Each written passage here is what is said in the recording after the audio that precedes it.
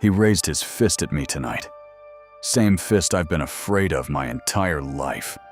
And for the first time in 29 years, I wasn't scared. I didn't flinch. I didn't apologize. I just looked at him. And what I saw wasn't a monster. It wasn't the terrifying man who had haunted my nightmares since I was a child.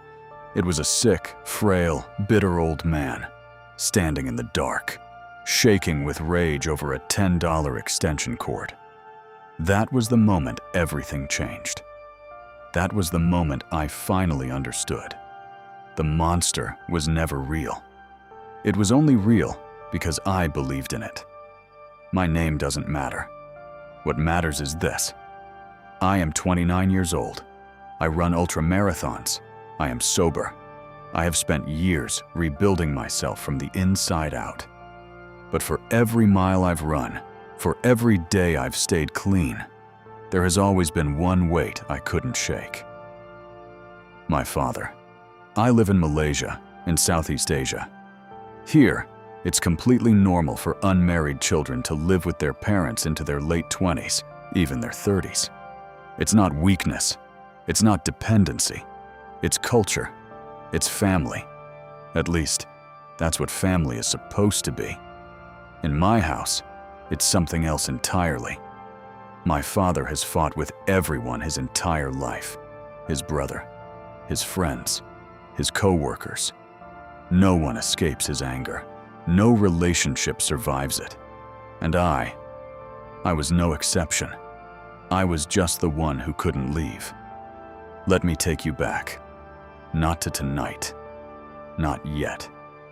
I need you to understand what 29 years of this feels like. Because it's not always the punches. It's not always the screaming. Sometimes the worst damage comes from something much quieter. Silence. In 29 years of living under the same roof as my father, we have never had a single one-on-one conversation. Not once. Not about school. Not about life. Not about anything. Every time I tried, he shut me down. He would look away, avoid my eyes, change the subject, leave the room. It was like trying to talk to a wall that had decided it was better than you. You know what that does to a person? When you're a child, and the one man who is supposed to see you refuses to look at you, you start to wonder if you're worth seeing at all. I spent years trying to earn his attention. Good grades, not enough. Good behavior, not enough. Becoming someone strong, someone sober, someone who pushes his body to the absolute limit just to prove something. Still, not enough. Because it was never about me. I know that now. But back then, I was just a kid walking on eggshells in my own home. Every sound too loud, every laugh too bright, every ordinary moment a potential landmine. You learn to shrink yourself. You learn to make yourself small. Small enough that maybe, just maybe, he won't notice you. He won't explode. He won't turn that storm in his eyes toward you. And when he did, God, when he did, I remember being punched in the head, as a child, by the man who was supposed to protect me. I remember the shock of it. Not just the physical pain, but the betrayal. The realization that safety was an illusion, that home wasn't safe, that he wasn't safe. I buried that memory for a long time. Buried it under miles of running shoes and early morning training sessions, and the burn of lungs pushing past their limits. You can outrun a lot of things when you try hard enough. But some things wait for you at the finish line. Day after day, year after year, the pattern remained the same. My father against the world. My father against his brother. His co-workers. His friends. What few remained. And beneath it all, a low, constant hum of tension in our house. Like a live wire you know better than to touch. My sister felt it too. My mom felt it too. We all learned to read the signs, the way his jaw tightened, The way his footsteps changed when his mood was dark.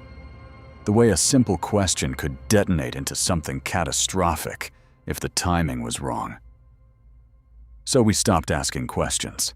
We stopped being loud. We stopped being ourselves. And somewhere along the way, I stopped seeing him as my father. He became something else. A stranger I shared a roof with. A landlord with anger issues. Someone whose name I would never speak with pride. I mourned the father I never had. Quietly. Alone. The way you mourn something that never existed in the first place. Because you can't exactly grieve a relationship that was never real. You just carry the weight of the absence and keep running. Now, tonight. Let me take you to tonight. It is late. The heat here is relentless. 30 degrees Celsius, 86 Fahrenheit. Even after midnight, the air is thick and heavy and still. My sister and I are home. My father is home. And then, the lights go out. Not the whole house, just one extension cord in the living room. The cats had knocked into a wire. A complete accident. Fans still running. Lights still on in every other room. Power everywhere else in the house. It was nothing. A minor inconvenience. A $10 wire that could wait until morning. But my father does not do minor inconveniences. His reaction started slowly, the way a storm builds before it breaks. First the tension in his body, then the voice, rising, then the screaming. He was sick, heart problems, diabetes, high blood pressure. His body was failing him in ways he couldn't control. And I think that's important to understand. Because what happened next wasn't about electricity. It was never about electricity. It was about control. The only thing he had ever really had over us. He screamed at my sister and me, demanded we get in the car, drive out at midnight, find a store, buy a replacement extension cord, right now, for a wire that had tripped in one corner of the living room, for a problem that did not exist. I tried to be calm. I tried to be the adult in the room. I told him, let's just calm down. It can wait until morning. It's fine. We're fine. And something in those words, those simple, reasonable words, detonated something in him. He moved toward me, got in my face. That same aggressive posture I had known my whole life. The one designed to make you back down. The one that had always worked. And then he raised his fist. In the past, I would have cowered. I would have made myself small again. I would have apologized for something I didn't do. I would have backed into a wall and waited for it to pass. That is what 29 years of conditioning does to you. It teaches your body to fold before your mind even makes a decision. But tonight was different. Something switched inside me. I don't know exactly what it was. Maybe it was the years of running, the miles that taught me I was stronger than I thought. Maybe it was the sobriety, the clarity of mind that comes when you stop letting things numb you. Maybe it was simply time. 29 years of time. Whatever it was. I didn't fold. I didn't flinch. I didn't apologize. I pushed him away. Not to hurt him. Not in anger. To protect myself. Just a push.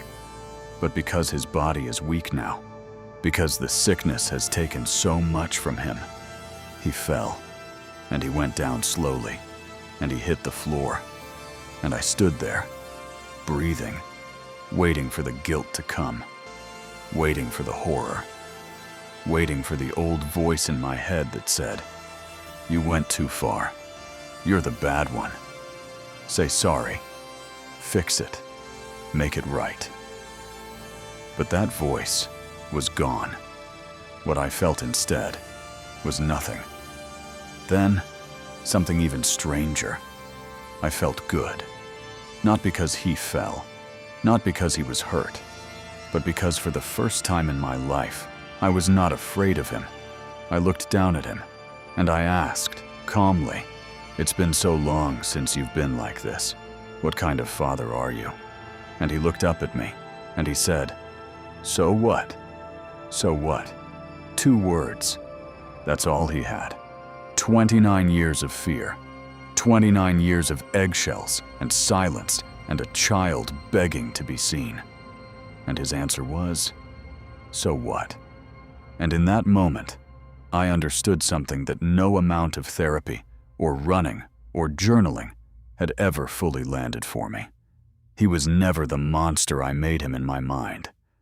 Monsters have power. Monsters have something worth fearing. He was just small. He had always been small. A frightened, angry man who learned to control through intimidation because it was the only tool he ever had. And he had used it on me my entire life because I let him. Because I believed in his power more than I believed in my own. He told me to get out. "Get the fuck out of my house." Those words, I've heard them in my head 100 times. The ultimate threat, the door closing, the family rejection, the thing that was supposed to break me. My mom and sister came. They told me to leave too, just for now. They said, just to let things cool down. And I walked out, into the 30-degree midnight heat, into a neighborhood I've known my whole life. And I thought, this is it. This is the exile, the punishment for finally refusing to fold. But here's the thing about exile when you've already been living in silence. It's not that different. I walked for a while, and then I came back. Not because he asked, not because I was forgiven, but because I had nowhere else to go. And also, because leaving felt like surrendering something that wasn't his to take. When I came inside, the house was quiet. He had retreated to his room, silent, hiding. And I realized this was new. He had never been the one to hide before. That was always my job. I think he understands something now that he didn't before. The physical intimidation card, the one he has played my entire life, has expired. He knows I could hurt him if I wanted to. He knows I saw him fall. He knows the dynamic has shifted permanently. And more than that, I know it too. The monster in my head is gone. Not because I defeated him, not because I proved something, but because I finally saw him clearly. A sick man, a bitter man, a man who chose control over connection every single day of his life and ended up alone in a room while his family tiptoed around him. He is not my father in any meaningful sense of the word. He is a stranger with a title he never earned, a bitter landlord in a house that should have been a home. And I am still here, still running, still sober, still standing. Someone in the comments said it better than I ever could. They said, "The moment you realize they need your fear more than you need their approval, the game is over. You hold the cards now." Think about that. Every bully, every person who has ever used intimidation to control you is doing it because they are afraid. Afraid of what you might become without them. Afraid of the space you take up when you stop shrinking. Afraid of the moment you look them in the eye and don't look away. My father needed my fear. My fear was the thing that made him feel powerful. And the second I stopped providing it, he had nothing. He went from a terrifying figure to a frail man on the floor in an instant. Not because I changed, but because I finally stopped participating in the illusion. To anyone out there living under someone else's shadow, walking on eggshells in your own home, apologizing for existing, making yourself small so someone else can feel big. Hear me. They need your fear. You don't need their approval. The moment you truly understand that, the game is over.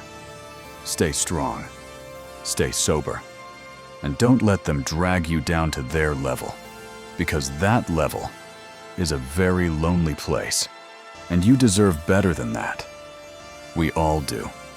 If this story hit you somewhere deep, if you've ever walked on eggshells in a place that was supposed to feel like home, drop a comment below. Your story matters. Someone out there needs to read it. And if you're new here, this channel exists for stories like this one. Real people, real moments, real reckonings. Hit that like button if this one stayed with you. Subscribe so you don't miss the next story. And ring that bell, because some stories come around that you do not want to miss. I'll see you in the next one.